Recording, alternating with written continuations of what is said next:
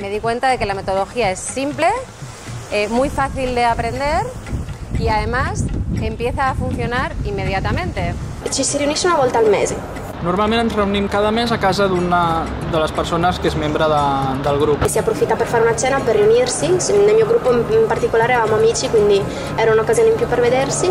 Normalmente tardamos un poco en ponernos a hacer las cuentas porque cada una se explica cómo le ha ido el mes, hay novedades, cómo están, etc.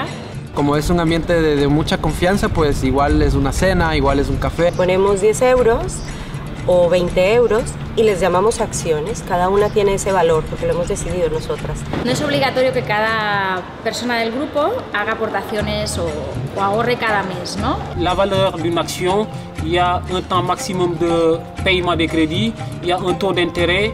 El valor de las acciones las define el mismo grupo. Depende de las acciones que tenemos, vemos qué posibilidad hay de dar un préstamo a cada necesidad de cada compañera. Chi deve restituire i soldi li restituisce con i dovuti interessi, chi vuole comprare delle azioni le compra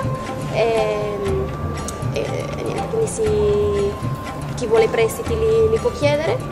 È un sistema totalmente trasparente, di conseguenza se fai parte di una comunità autofinanziata sai come funziona e lo puoi trasmettere questa conoscenza anche agli altri.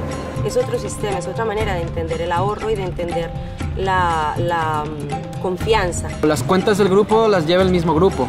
Non c'è un ente esterno, non c'è nessuna persona che in realtà ha un ruolo più alto rispetto agli altri.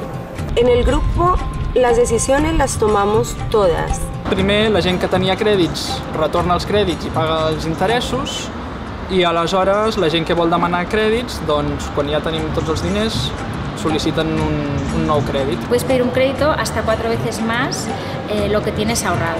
4 veces la cantidad que se haya aportado. Si por ejemplo, si una persona tiene 10, pues máximo puede pedir 40.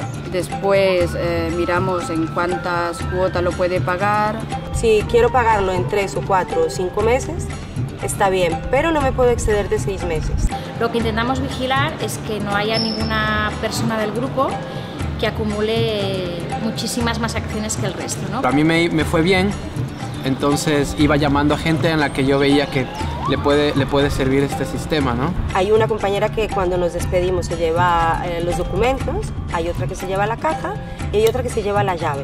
Y el lado humano es súper importante en el tema de manejar dinero.